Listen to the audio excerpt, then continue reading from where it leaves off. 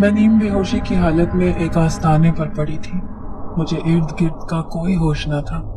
जब भी मेरे कानों में आवाज आई, इसे यहाँ से उठाकर ले जाओ, मैं वहां से उठना चाहती थी, भागकर कहीं छुप जाना चाहती थी, लेकिन मेरे हाथ पांव जैसे किसी अनदेखी चीज में जकड़े हुए थे, जो मुझे वहां से हिलने तक नहीं दे रहे थे। और मैं वहां पर बेबसी की हालत में पड़ी अपनी हालत पर रो रही थी। मेरा नाम कोमल है। मेरा ताल्लुक उस खानदान से था जो तावीज गंडे और दम दरूद के आसरों पर चलता था। किसी को जरा सी छींक आए या किसी को सर में दर्द हो, वो फौरन ही पीर साहब के आस्ताने पर पहुंच जाता और थोड़ी ही देर बाद अपने हर दर्द से निजात पा लेता। मुझसे बड़े मेरे 3 भाई और एक बहन थी। फिर मैं और मुझसे छोटी भी एक बहन थी। मेरे माँ बाप दोनों हयात थे। कहने को तो मेरा बाप एक नमाजी परहेजगार आदमी था, लेकिन उसका ज्यादातर यकीन पीरों फकीरों पर ही था। घर में कोई भी मुश्किल या परेशानी आती तो उनका पहला शक यही होता कि शायद किसी ने कुछ करवा दिया है। उस जादू टोने का तोड़ करवाने के लिए पीर साहब के आस्ताने पर पहुंच जाते। मैं स्कूल में पढ़ती थी, लेकिन मेरी साथ की लड़कियां मुझ पर हंसती और कभी कभी मजाक करती कि कोमल के साथ किसी ने कोई बदतमीजी नहीं करनी है, वरना ये अपने पीर साहब से बोलकर हमें बिल्ली या कुत्ता बना देगी। लड़कियों की बात पर सब मिलकर जोर जोर से कह कह लगाने लगती और मुझे निहायत शर्मिंदगी से उनके सामने महसूस होती, क्योंकि मोहल्ले के सब लोग ही जानते थे कि हमारा पीर साहब के आस्ताने पर किस कदर आना जाना है। अल्लाह ने हम सब बहन भाइयों को बेपनाह खूबसूरती से नवाजा था। मेरे बाबा की आंखें नीली थीं, तो इसीलिए मेरी और मेरे एक भाई की आंखें भी नीली थीं। गोरी रंगत और नीली आंखें मुझे खड़ी हुई 10 लड़कियों में भी मुनफरिद बनाते थे। अब मैं मैट्रिक में थी और मेरे ऊपर नौखेज जवानी का अलग ही रूप चढ़ रहा था। यूं तो मैं बचपन से ही बेपनाह खूबसूरत थी, लेकिन कहते हैं कि जवानी की उम्र में तो आम सी लड़की भी बहुत खूबसूरत नजर आती है, और फिर मैं तो बेपनाह हुस्न की मालिक थी। मेरी बड़ी बहन की शादी हो चुकी थी, क्योंकि वो भी खूबसूरती में बेमिसाल थी। जैसे ही वो जवान हुई, झटपट उसका रिश्ता आया और मेरे अम्मी और बाबा ने उसका रिश्ता फौरन तय करके उसकी शादी भी कर दी। दोनों भाइयों के भी अच्छी जगह पर रिश्ते लग चुके थे। मैं अभी मैट्रिक में ही थी, लेकिन 1-2 जगह से मेरे भी रिश्ते आ चुके थे। लेकिन मैंने अपनी माँ को सख्ती से मना किया हुआ था कि मेरा अभी कोई इरादा नहीं है शादी करने का, अभी मुझे बहुत आगे बढ़ना है। कभी कभी अम्मा मुझे भी सर में दर्द होने की सूरत में दम करवाने के लिए पीर साहब के आस्ताने पर ले जाती। मैं वहां जाकर बहुत बेजारी महसूस करती। पीर साहब के आस्ताने पर जगह जगह खौफनाक किस्म की तस्वीरें लगी हुई थी। उनके बारे में मशहूर था कि कई जिन्नात को उन्होंने अपने कब्जे में किया हुआ है, और उन जिन्नात को उन्होंने एक खास अमल के तहत अपने काबू में किया है। जब भी वो अपनी सुर्ख सुर्ख आंखें उठाकर मुझे देखते तो मेरा दिल अंदर ही अंदर कांप जाता। फिर अपना भारी भरकम हाथ मेरे सर पर रखकर दम करने लग जाते थे।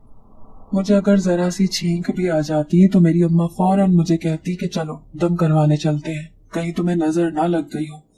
लेकिन मैं कोई ना कोई बहाना बनाकर उन्हें टाल देती और थोड़ी देर बाद कहती कि मेरी तबीयत सही हो चुकी है। पीर साहब के आस्ताने पर जाने में मुझे बहुत घबराहट होती थी, इसीलिए मैं ज्यादातर जाने से ही गुरेज करती थी। मैं मैट्रिक के पेपर देकर फारिग हो चुकी थी और सोचती थी कि बाबा से इजाजत लेकर कॉलेज में दाखिला ले लूं। इससे पहले कि मैं अपने दाखिले की बात करती, अम्मा और बाबा को भाइयों की शादी की फिक्र हो गई और उन्होंने उनकी शादी की दिन तारीख तय कर दी। मुझे उनकी शादी की बहुत खुशी थी, क्योंकि मेरी बड़ी आपी के बाद खानदान में पहली शादी थी। आपी की शादी को 5 साल बीत चुके थे। बाबा का इरादा था कि इस बार उनकी छोटी बहन, जो कि खानदानी रंजिश की वजह से कई सालों से नाराज थी, उन्हें भी मनाकर शादी मिलाना है। मैं तकरीबन 2 साल की थी जब उनसे मिली थी, इसीलिए मुझे उनकी शक्ल भी याद ना थी। अम्मा कहने लगी कि छोड़ दो, क्या जरूरत है उसे मनाने की, जब वो खुद ही हमसे मिलना नहीं चाहती तो। लेकिन अब्बा अपनी बात पर डटे रहे और उन्होंने कहा कि इस बार हर सूरत वो जुबैदा को अपने बेटे की शादी पर बुलाएंगे। यूं वो जुबैदा फुप्पो को मनाने उनके घर पहुंच गए।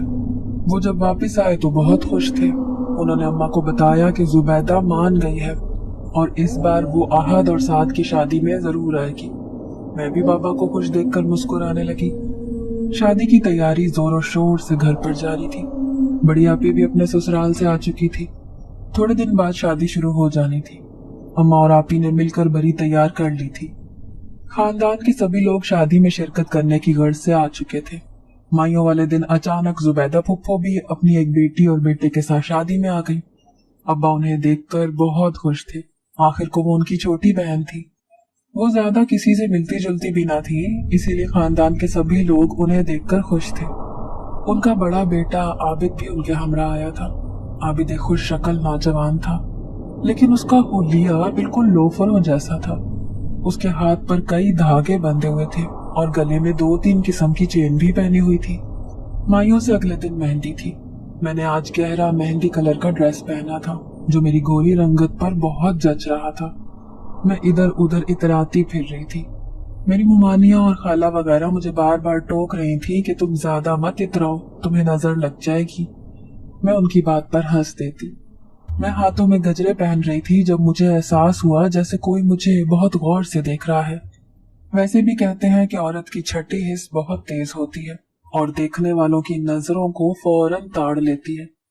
मैंने इधर उधर देखा तो जुबैदा फूफो का बेटा आबिद मुझे अजीब सी नजरों से देख रहा था। मुझे उसकी निगाहों से उलझन होने लगी।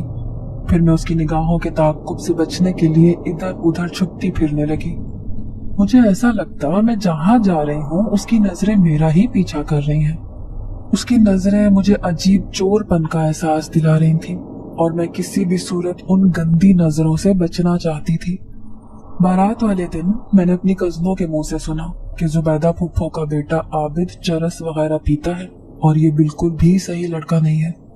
यह सुनकर तो मुझे वो और ज्यादा जहर लगने लगा। मैंने सोच रखा था कि जैसे ही शादी का हंगामा खत्म होगा मैं बाबा से शिकायत करूंगी कि वो मुझे इतने गंदे तरीके से देख रहा था। पूरी शादी में उसने मुझे कितना डिस्टर्ब किए रखा। आज सारे मेहमान रुखसत हो रहे थे। जुबैदा फूफो की भी जाने की तैयारी कर रही थी। उनसे मिलकर मैं वॉश बेसिन में खड़ी मुंह धो रही थी जब भी जुबैदा फूफो का बेटा आबिद चुपके से मेरे पास एक कागज रखकर चला गया। मुझे उसकी इस हरकत पर गुस्सा तो बहुत आया। फिर मैंने वो कागज उठाकर अपने पास रख लिया। कमरे में जाकर खोला तो उस पर एक तहरीर लिखी हुई थी। कोमल मेरी जान, जब से मैंने तुम्हें देखा है मानो मेरे तो होश ही उड़ गए हैं। तुम्हारा महकता नौजवान जिस्म मेरी नींदें उड़ाए हुए है। मुझे ऐसा लगता है कि अगर तुम मुझे ना मिली तो शायद जिंदगी का कोई मकसद नहीं है। इसीलिए तुम्हें अपना बनाने के लिए मैं जल्द ही अम्मी को तुम्हारे घर अपना रिश्ता लेकर भेजूंगा।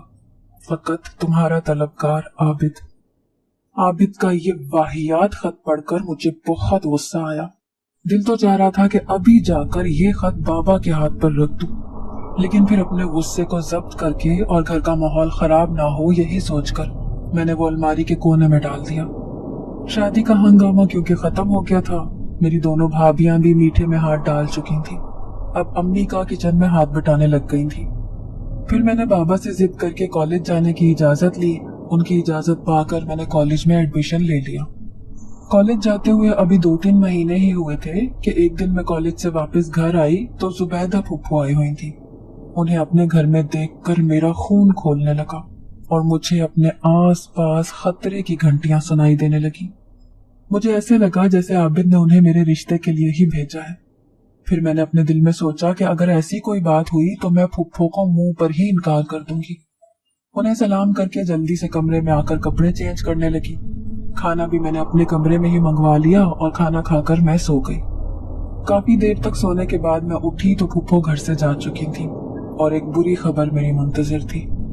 जब अम्मा ने मुझे बताया कि तुम्हारी छोटी फुफ्फो जुबैदा तुम्हारा रिश्ता डाल गई है अपने बेटे आबिद के लिए, मैं अम्मा की बात सुनकर गुस्से में आ गई और कहने लगी कि क्या वही चरसी रह गया मेरे लिए। खबरदार, जो आप लोगों ने मेरा आबिद से रिश्ता किया तो मैं अपनी जान दे दूंगी, लेकिन आबिद से कभी भी शादी नहीं करूंगी। वो एक नंबर का लोफर आवारा लड़का है। मुझे वो बहुत जहर लगता है। अम्मा मेरी बातें सुनकर मुझे घूरने लगी। जो भी फैसला करेंगे तुम्हारे बाबा करेंगे, तुम्हें ज्यादा बोलने की जरूरत नहीं है। हमें भी पता है कि वो लड़का सही नहीं है तुम्हारे लिए। अपनी माँ के मुंह से ये बात सुनकर मैं बेतहाशा खुश हुई। दिल में ढारस बंधी कि शुक्र है कि मेरी माँ को उस लड़के के बारे में पता है कि वो किस तबीयत का मालिक है। खैर, हस्बे साबिक मेरे बाबा ने दबे लफ्जों में फूफो को मना कर दिया, मेरी पढ़ाई का बहाना बनाकर, क्योंकि मैंने वो खत भी बाबा को दिखा दिया था जिसमें वाहियात से अल्फाज में मुझे प्रपोज किया गया था। अभी चंद दिन ही गुजरे थे कि मेरे सर में शदीद किस्म का दर्द उठने लगा और मुझे ऐसा लगता है जैसे कोई मेरे सर के बालों को नोच रहा है। कुछ दिन तक तो मैं बर्दाश्त करती रही, फिर ये सूरत हाल मेरे लिए इतनी शदीद हो गई कि मुझे सब कुछ अम्मा को बताना पड़ा कि कुछ दिन से मेरे साथ क्या हो रहा है। अम्मा मेरे मुंह से ये बातें सुनकर बहुत परेशान हो गई और फिर इसरार करने लगी कि चलो तुम्हें मैं पीर साहब को दिखा देती हूँ। मैं उनके पास जाना नहीं चाहती थी, लेकिन अम्मा के मजबूर करने पर चल पड़ी। पीर साहब के आस्थाने पर हस्बे मामूल बहुत ज्यादा रश था, लेकिन चूंकि मेरे बाबा पीर साहब के खास मुरीद थे तो उनके आस्थाने पर काम करने वाले सारे ही अफराद हमें बहुत अच्छी तरह से जानते थे। सारी औरतों को छोड़कर उन्होंने मुझे और अम्मा को अंदर बुला लिया। अम्मा ने पीर साहब को मुझे दिखाया। उन्होंने हस्बे आदत लाल लाल आंखों से पहले मुझे घूरा, फिर अपना भारी भरकम हाथ मेरे सर पर रखकर दम करने लगे। सर में बहुत शदीद दर्द हो रहा था। न जाने क्यों पीर साहब की नजर मुझे अपने ऊपर गड़ी हुई महसूस होती। मैं और अम्मा पीर साहब से दम करवा कर वापस आ गए। शाम को अम्मा बाबा को बता रही थी कि पीर साहब ने अगले दिन फिर बुलाया है कोमल को। मुझे परेशानी हो रही है कि कहीं कोई उल्टा सीधा मसला ना हो गया हो हमारी बच्ची के साथ। मेरी तबीयत भी सही होके ना दे रही थी। मुझे ऐसा लगता था जैसे हर वक्त मेरे कांधों पर कोई बोझ सा धरा है, जिसके वजन से मैं सांस भी न ले पा रही हूँ। अगले दिन अम्मा फिर मुझे पीर साहब के पास ले गई। पीर साहब ने जो हमें बात बताई वो हमारे रोंगटे खड़े कर देने के लिए काफी थी। उन्होंने अम्मा को बताया कि तुम्हारी बेटी पर किसी ने जादू करवा दिया है। ये जादू बहुत खतरनाक किस्म का है। अगर तुमने उस जादू का असर अपनी बेटी के ऊपर से खत्म करवाना है तो तुम्हें इसको हमारे आस्थाने पर छोड़ना होगा। अभी इसे अपने घर ले जाओ, अपने शौहर के साथ मिलकर फैसला करके बताना। अगर अपनी बच्ची की जिंदगी प्यारी है तो तुम्हें इसको आस्थाने पर छोड़ना ही होगा। पीर साहब की बातें सुनकर मेरी माँ हाँफती कांपती मुझे अपने साथ लिए घर वापस आ गई। शाम को बाबा के आने के बाद उन्होंने मेरी सारी सूरत हाल से बाबा को आगाह किया। मेरे बाबा चूंकि पीर साहब के मुरीद थे तो उनकी हर बात पर अमल करना गोया उन पर फर्ज था। बाबा ने माँ को इजाजत दे दी कि तुम इसे पीर साहब के आस्थाने पर छोड़ दो, क्योंकि वहाँ और भी तो औरतें रहती हैं इलाज करवाने की गर्ज से। अगर कल कला को हमारी बेटी को कुछ हो गया तो हम किसके पास जाएंगे, और पीर साहब की बात ना मानी तो वो भी हमसे खफा होंगे। मैं इस सारी सूरत हाल से बेखबर अपने जिस्म का दर्द लिए बेहाल थी। मुझे कुछ समझ ना आ रही थी कि मेरे साथ ये आखिर हो क्या रहा है और कौन है जो मुझ पर जादू टूने करवाएगा। अम्मा ने एक शॉपर में मेरे एक दो सूट रखे और मुझे अपने साथ लेकर पीर साहब के आस्थाने पर पहुंच गई। पीर साहब ने हमें अंदर बुलाया। जब अम्मा ने उन्हें बताया कि मैं अपनी बेटी को आपके आस्थाने पर छोड़ने के लिए राजी हूँ, आप इसका इलाज कर दें किसी भी तरह से, बस वो ठीक हो जाए। अम्मा की ये बात सुनकर न जाने क्यों मुझे ऐसा लगा जैसे पीर साहब की आंखों में शैतानी चमक उठी हो। मुझे पहले भी वो कोई खास पसंद ना थे। अपनी माँ के मुंह से ये बात सुनकर मेरे होश उड़ गए। मैं वहीं रोने धोने लगी और चीखने लगी कि अम्मा मैं यहाँ कैसे रहूंगी, खुदा का वास्ता है अम्मा, आप प्लीज मुझे यहाँ छोड़कर मत जाएं। मगर अम्मा पर तो जैसे पीर साहब की बातों का असर था। उन्होंने गोया मेरी कोई बात ही ना सुनी हो। मेरे तड़पने का उन पर बिल्कुल भी असर ना हुआ। मुझे रोता बिलखता छोड़कर वो वहां से चली गई। फिर पीर साहब की दो मुरीदनियां आईं और मुझे घसीट कर अंदर ले गई। अंदर एक बड़ा सा हॉल नुमा कमरा था। उस कमरे के अंदर एक और छोटा सा कमरा भी था। वो दोनों मुरीदनियां मुझे पकड़कर उस छोटे कमरे में ले गई। अब मैं बेबस बेआसरा पड़ी थी। अपने साथ होने वाले जुल्म के खिलाफ मैं किसके सामने जाकर फरियाद करती। मुझे उस नाम नेहाद पीर साहब के आस्थाने पर छोड़ने वाले कोई और नहीं बल्कि मेरे सगे माँ बाप ही थे। मैं उस छोटे से कमरे में अकेली पड़ी थी जब भी मुझे एक मुरीदनी ने एक गिलास में शरबत सा लाकर पिलाया। मैं वो शरबत अगरचे पीना नहीं जा रही थी, लेकिन फिर भी उसने जबरदस्ती शरबत को मेरे हलक से उतार दिया। उस शरबत को पीते ही जैसे मुझ पर गनूदगी की कैफियत तारी हो गई और मैं होशो हवास से बेगाना हो गई। मैं नीम बेहोशी की हालत में उस आस्थाने पर पड़ी थी। तभी मुझे अपने कानों में आवाज आई, लो ले जाओ अपनी इमानत को। इस खूबसूरत दोशेजा को मैंने कई दिनों से तुम्हारे लिए संभाल कर रखा हुआ था। ये यकीनन पीर साहब की आवाज थी। मैं अपने हाथों को हिलाना चाहती थी, जुबान से कुछ बोलना चाहती थी, लेकिन मुझे ऐसा लग रहा था जैसे मेरे पूरे वजूद को सुन कर दिया गया हो। फिर जैसे किसी ने मुझे उठाकर अपने कंधे पर डाला था और मुझे ऐसा लगा जैसे इसके साथ साथ मैं भी फिजा में उड़ रही हूँ। काफी देर तक ऐसा महसूस होता रहा। फिर मुझे किसी ने एक जगह पर लिटा दिया और फिर मैं नींद बेहोशी की हालत में चली गई। काफी देर बाद जब मुझे होश आया तो मेरे इर्द गिर्द 3-4 हैबतनाक सूरत लिए मर्द खड़े थे। मैं डर कर उठी और उनकी शक्लें देखने लगी और वो तो जैसे मेरे होश में आने के मुंतजिर थे। मैंने उनसे डर डर कर पूछा कि आप लोग कौन हैं और मैं कहाँ पर हूँ। वो चारों एक दूसरे की शक्लें देखने लगे।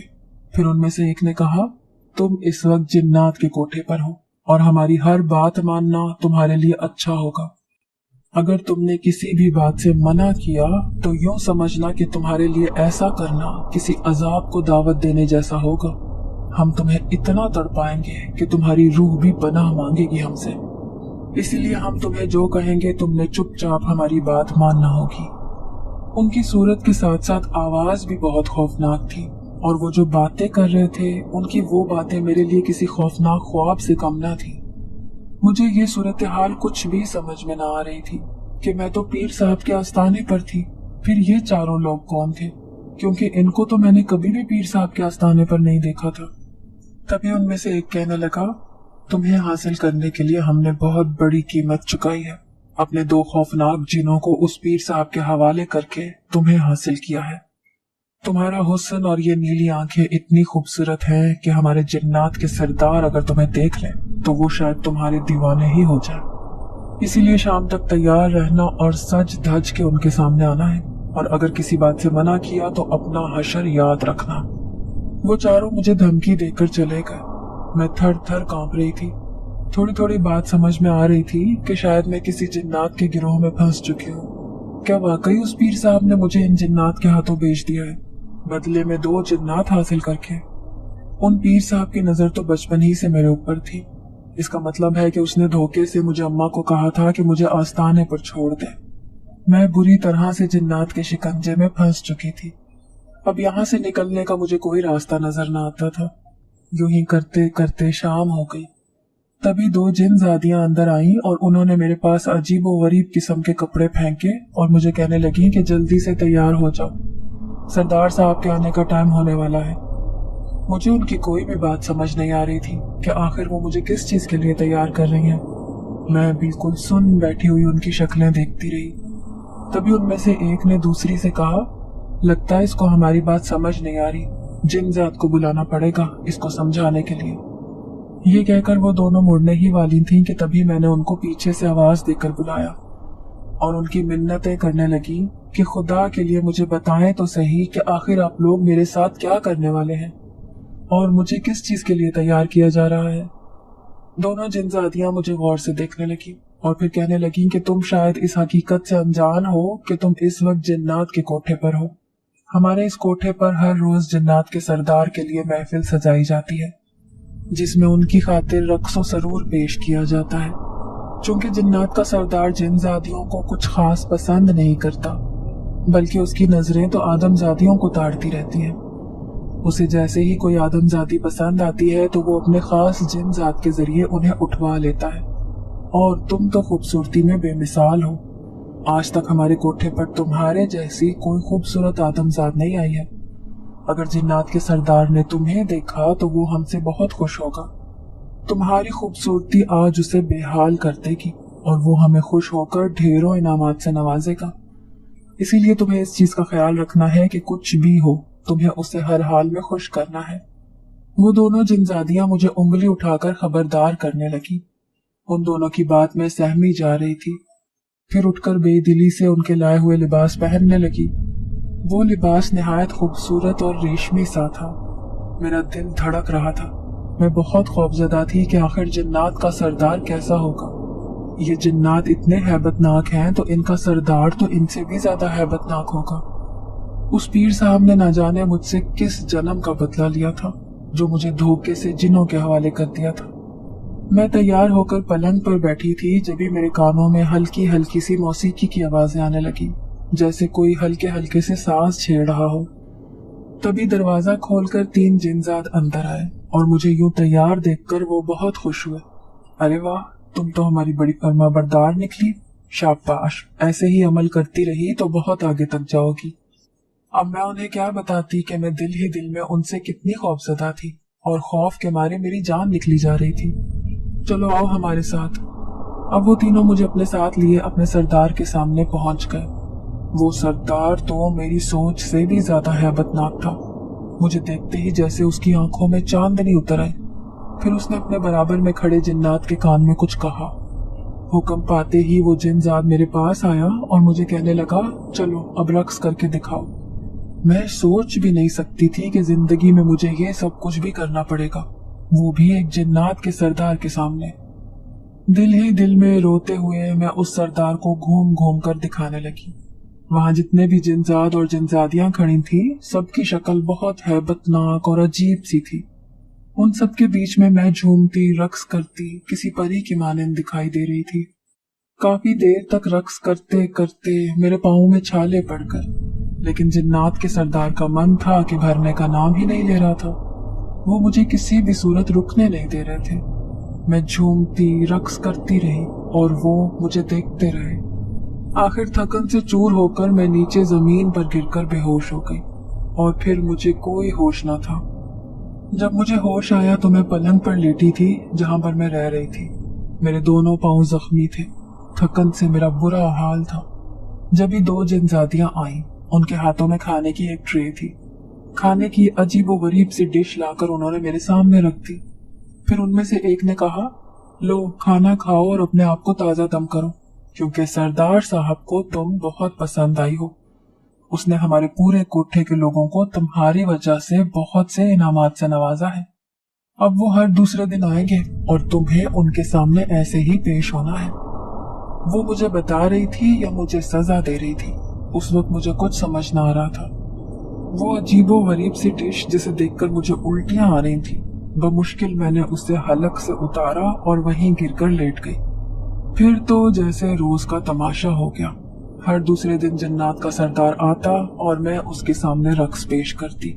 उनका देखते देखते दिल ना भरता, लेकिन मैं नाचते नाचते थक जाती और जब तक थक कर बेहोश ना हो जाती वो तब तक महफिल ना रोकते। मेरी जिंदगी बहुत बड़े अजाब से गुजर रही थी और मैं रात दिन एक और दुख की कैफियत में मुब्तला अपनी जिंदगी काट रही थी। वहां से निकलने का कोई रास्ता नजर ना आता था। अगर मदद मांगती भी तो किससे, क्योंकि वहां तो सारे ही जिन्नात एक जैसे थे, सारे ही हैबतनाक और खौफनाक थे। उनमें से अगर किसी से मदद के लिए बोलती भी तो शायद वो लोग मेरी गर्दन ही उड़ा देते। जिन्नात का सरदार पूरी तरह से मुझ पर फिदा था।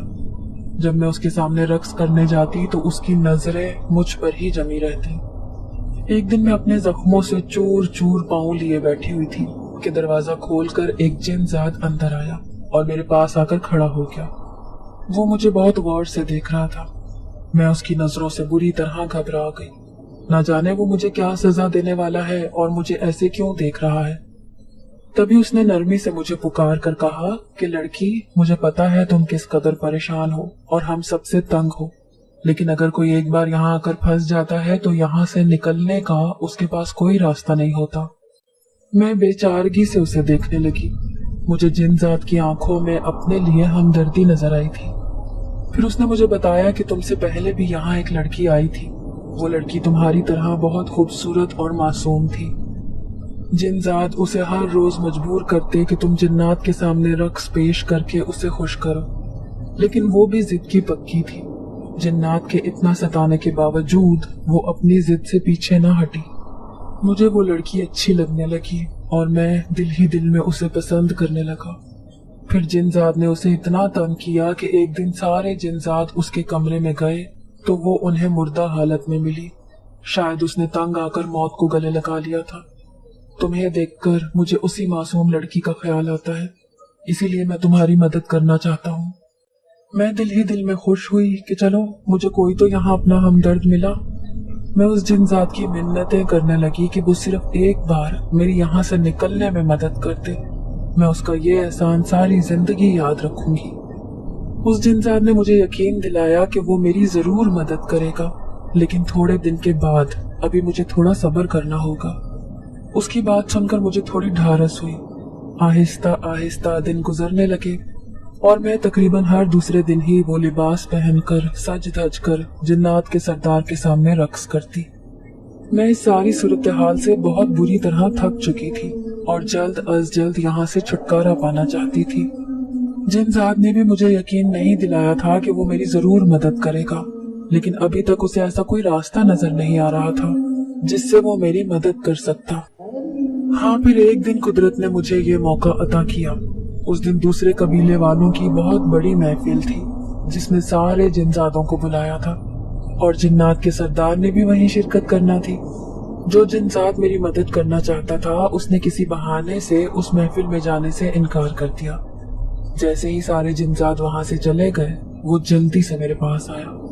चलो अब यहाँ से भागने की तैयारी करो, तुम्हारे पास टाइम बहुत कम है। ऐसा ना हो कि किसी को भिनक भी पड़ जाए कि मैंने तुम्हारी भगाने में मदद की है। अगर किसी को पता चल गया तो शायद मेरा कत्ल कर दिया जाए। तुम यहाँ से गायब होगी तो मैं शोर मचा दूंगा कि तुम यहाँ से भाग गई हो। मैं जल्दी जल्दी तैयारी करने लगी, जैसे तैसे करके चप्पल पहना और जिनजात के पीछे पीछे चलने लगी। उस अजीब से कोठे का रास्ता भी बहुत अजीबोगरीब था, जो मेरे जैसे इंसान को कभी भी समझ में ना आता। वो जिनजात मुझे अजीबोगरीब रास्ते से ले जाता हुआ आखिरकार उस कोठे के गेट तक ले गया। फिर मुझसे कहने लगा कि इससे आगे तुम्हारा काम है, ये सीधा जंगल है और तुम्हें इसमें से गुजरकर आगे तक जाना है। जैसे ही ये जंगल खत्म होगा आगे एक सीधी सड़क आएगी। सड़क पर तुम्हें थोड़ी देर पैदल चलना होगा, उसके बाद एक छोटी सी बस्ती आ जाएगी। उस बस्ती में से तुम किसी से भी मदद मांग लेना तो वो जरूर तुम्हारी मदद करेंगे। मैं जाने के लिए मुड़ी, फिर एक बार मुड़कर जिनजात को देखने लगी जिसने मेरी इतनी मदद की थी और उसे अपनी जान की भी कोई परवाह न थी। मेरी आंखों में उसके लिए तशक्कुर के आंसू थे। वो भी मुझे छुपकर अल्लाह हाफिज कहने लगा। फिर मैं तेज तेज कदमों से चलते हुए वहां से निकलने लगी। जंगल बहुत खतरनाक झाड़ियों से अटा हुआ था। छोटे छोटे जानवर भी सांप रेंगते हुए नजर आ रहे थे। चल चल कर मेरे पांव दुख गए, लेकिन जंगल खत्म होने का नाम ही नहीं ले रहा था। मुझे दूर दूर तक कोई सड़क भी नजर नहीं आ रही थी, जैसे कि उस जिन्नात ने मुझे बताया था। मुझे जिन्नात का भी बहुत खौफ था कि अगर उनको पता चल जाता कि मैं उनके कोठे से भाग गई हूँ तो शायद वो मेरा पीछा करते करते यहाँ तक पहुंच जाते। फिर उनसे पीछा छुड़ाना मेरे लिए नामुमकिन था। मैं और तेज तेज चलने लगी। मुझे अपने जख्मी पाँव की भी कोई परवाह न थी, बस मैं जल्द अज जल्द यहाँ से कहीं दूर चली जाना चाहती थी। फिर जैसे अंधेरे में जुगनू चमकने लगे, क्योंकि जंगल खत्म होता हुआ नजर आ रहा था और मुझे सामने एक सीधी सड़क दिखाई थी। उस जिन्नात ने मुझे बिल्कुल ठीक कहा था कि एक सड़क जरूर आएगी, और वही हुआ। अब मैं सड़क पर मौजूद थी और यहाँ से मुझे आगे जाना था। प्यास से मेरे हलक में कांटे उगे हुए थे। मुसलसल इतनी तेज तेज चलने की वजह से मेरे पाँव बुरी तरह जख्मी हो गए थे। उनमें से अब खून रस रहा था। बिखरे बाल और जख्मी वजूद लिए बस मैं तेज तेज भागे जा रही थी। अब जिन्नात का मुझ तक पहुंचना तकरीबन नामुमकिन था, क्योंकि मैं उनकी दस्तरस से बहुत दूर आ चुकी थी। काफी देर तक सीधी सड़क पर चलने के बाद अब मुझे एक छोटी सी बस्ती दिखाई देने लगी, जिसमें बहुत ही छोटे छोटे खूबसूरत से घर बने हुए थे। जैसे ही मैं बस्ती की गलियों में दाखिल हुई, मैं आसपास देखने लगी कि शायद मुझे कोई इंसान नजर आ जाए। मेरी हालत उस वक्त ऐसी थी कि अगर कोई इंसान मुझे देख लेता तो शायद मुझसे डरकर भाग ही जाता। जब भी मुझे सामने से कोई आता हुआ दिखाई दिया, मेरी आंखों के सामने से मंजर धुंधले हो रहे थे, लेकिन मुझे इतना महसूस हो रहा था कि जैसे वो जो कोई भी था मेरी तरफ ही आ रहा था।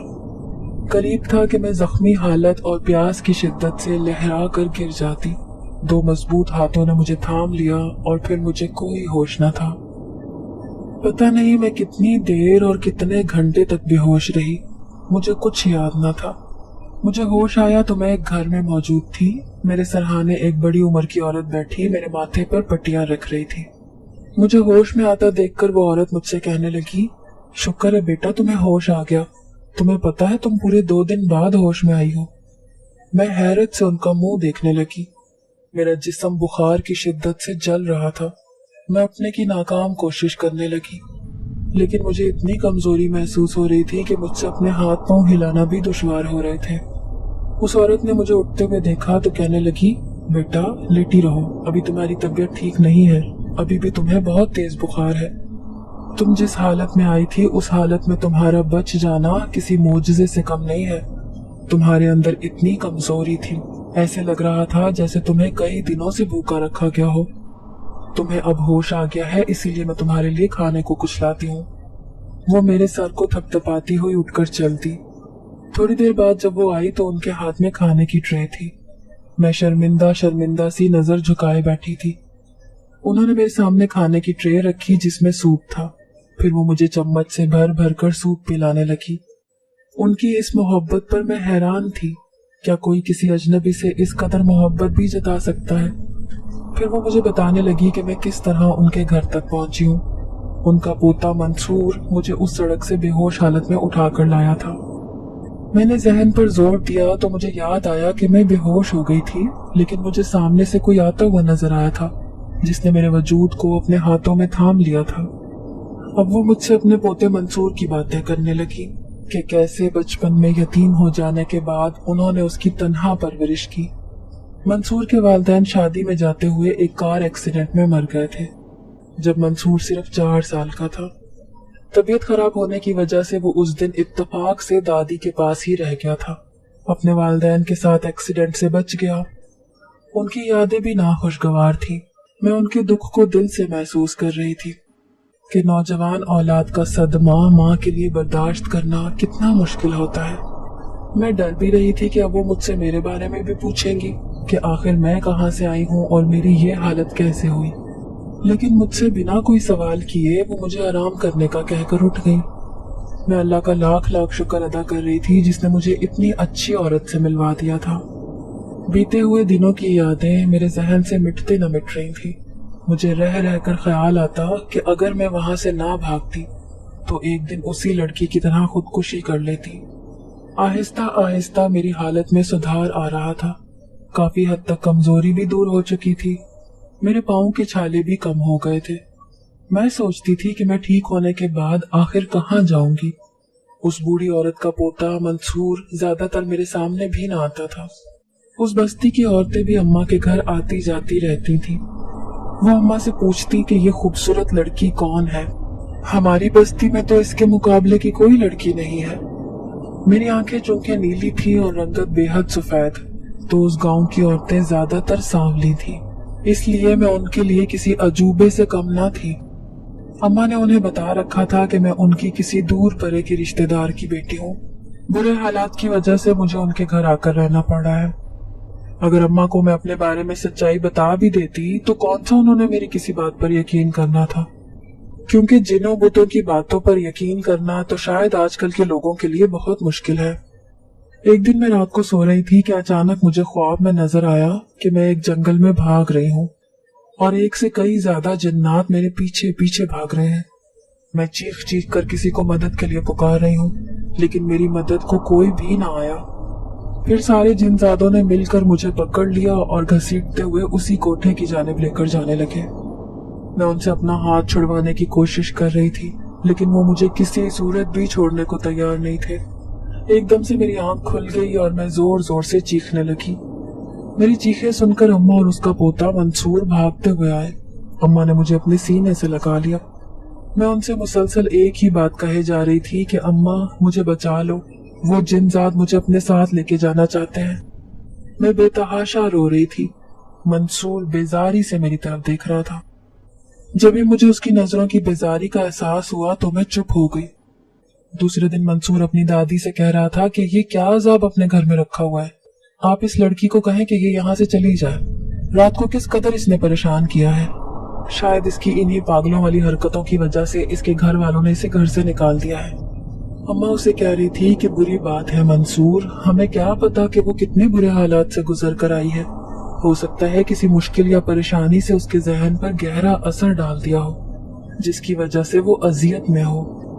मैं उन दोनों की बातें सुनकर इतनी शर्मिंदा हो रही थी, दिल चाह रहा था कि जमीन में दफन हो जाऊं। फिर सोचती कि मेरे पास तो कोई दूसरा ठिकाना भी नहीं है।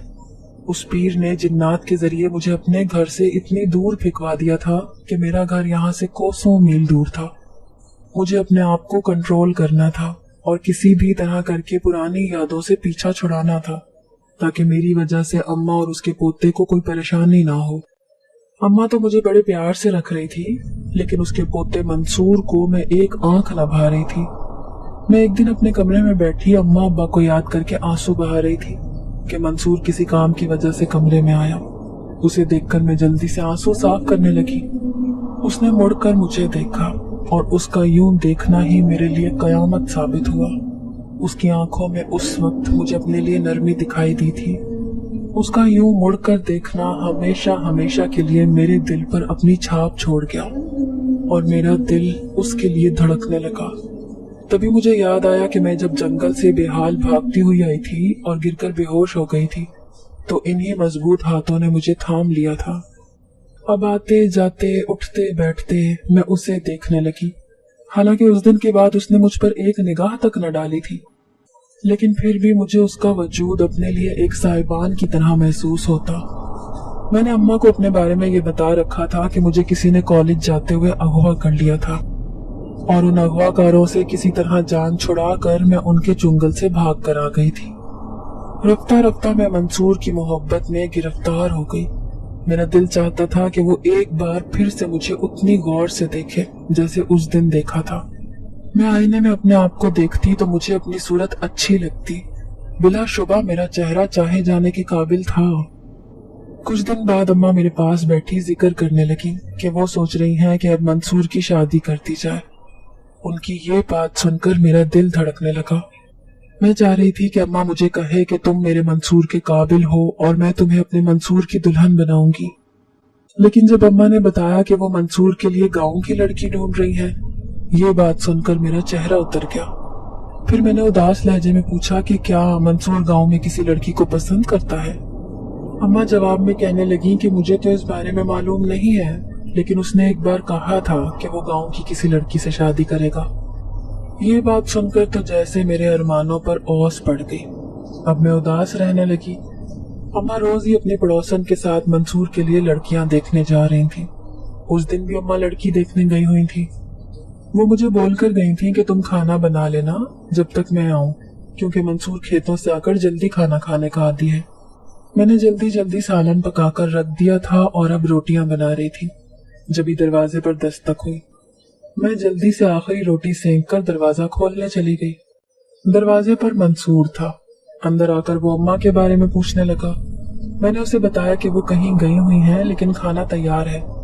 तभी उसने खाना खाने से मना कर दिया और कहा कि जब अम्मा आएंगी तो वो उसके साथ ही खा लेगा। उसकी ये बात सुनकर मैं उदास हो गई और सोचने लगी कि शायद उससे मेरा यूं घर के काम करना पसंद नहीं आया। मैं खामोशी से कमरे में आकर बैठ गई। मेरी आंखों से पता नहीं क्यों खुद ब खुद आंसू गिर रहे थे। मैं रोना नहीं चाहती थी, लेकिन फिर भी मुझे बहुत रोना आ रहा था। शायद मैं मंसूर के इश्क में गिरफ्तार हो चुकी थी और उसका मुझसे यूं गैरत बरतना मुझे बर्दाश्त नहीं हो रहा था। तभी वो अचानक कमरे के दरवाजे पर आकर खड़ा हो गया और मुझसे रोने की वजह पूछने लगा। मैंने जल्दी से अपने आंसू साफ कर लिए। तभी वो मुझसे पूछने लगा कि मेरा यहाँ कब तक टिकने का इरादा है। उसका बेजार लहजा महसूस करके मेरा दिल किसी सूखे पत्ते की मानिंद लरसने लगा। मैं सोच भी नहीं सकती थी कि मैं जिसे इस कदर चाहने लगी हूँ वो मुझे अपने घर से निकालना चाहता है। उसकी बात के जवाब में मैं खामोश बैठी रही और अपने लरसते हुए हाथों को देखती रही। वो मुझ पर एक गहरी नजर डालकर चला गया। मैं सोचती कि भला वो मुझ जैसी लड़की को क्यों अपनाने लगा। अगर उसे पता चल जाए कि मैं इतना अरसा जिन्नात के कोठे पर गुजार के आई हूँ, तो शायद वो मुझ पर थूकना भी पसंद ना करे। आखिर मैं उसके काबिल ही कहाँ थी जो जागती आंखों से उसके सपने देखने लगी। फिर एक दिन अम्मा ने मुझे बताया कि उन्होंने मंसूर के लिए एक लड़की पसंद कर ली है और शादी भी तय कर दी है। उनकी बात सुनकर मुझे ऐसे लगा जैसे किसी ने मेरे दिल पर छुरियां चला दी है। अम्मा खुशी खुशी सारी तैयारियां कर रही थी। वो मुझे भी कहती कि तुम भी मेरा साथ दो तैयारी करवाने में, लेकिन मुझे तो ऐसे लग रहा था जैसे मेरा इस दुनिया में आने का कोई मकसद ही नहीं है। मैं सोचती कि अगर मंसूर की दुल्हन आ गई तो उसको पता नहीं मेरा वजूद यहाँ बर्दाश्त होगा कि नहीं। अम्मा मंसूर की दुल्हन तैयार कर रही थी और मुझे उस आने वाली लड़की पर बहुत रश्क आ रहा था। वो लड़की किस कदर खुशनसीब थी कि मंसूर जैसा शानदार इंसान उसका हमसफर बनने जा रहा था। मैं अम्मा के कमरे में गई तो अम्मा एक गहरे लाल रंग का जोड़ा फैलाए बैठी थी। वो जोड़ा निहायत ही खूबसूरत था। मुझे देखकर अम्मा कहने लगी कि ये देखो, ये मंसूर की दुल्हन का निकाह का जोड़ा है। तुम जरा देखकर बताओ कि ये उसे पसंद आएगा कि नहीं। उनकी बात सुनकर मेरे चेहरे पर तारीकी के साए लहराने लगे। फिर मैंने दिल पर पत्थर रखकर अम्मा को कहा, अम्मा आपने इतने प्यार से तैयार किए हैं, भला उस लड़की को क्यों नहीं पसंद आएंगे। बल्कि वो लड़की तो बहुत खुशनसीब है जिसके लिए आप इतने बेहतरीन सूट बना रही हैं। अम्मा मेरी बात सुनकर मुस्कुराने लगी और मुझसे कहने लगी कि तुम फिक्र ना करो, जब तुम्हारी शादी होगी तो मैं इससे भी अच्छे सूट बनाऊंगी तुम्हारे लिए। मैं उनकी बात सुनकर फीका सा मुस्कुरा दी और उठकर बाहर आ गई। मुझे ये भी फिक्र थी कि अगर मंसूर की दुल्हन ने मेरा वजूद यहाँ बर्दाश्त नहीं किया तो फिर मेरा ठिकाना कौन सा होगा। घर वाले तो शायद मेरी कब्र बनाकर उस पर फातिहा भी पढ़ चुके होंगे। हो सकता है उन्होंने मेरा गायबाना नमाज जनाजा भी अदा कर दिया हो। और फिर चंद दिन के बाद आखिर मंसूर के निकाह का दिन आ गया। मैं सब कुछ छोड़ छाड़ कर अपने कमरे में अकेली तन्हा बैठी थी।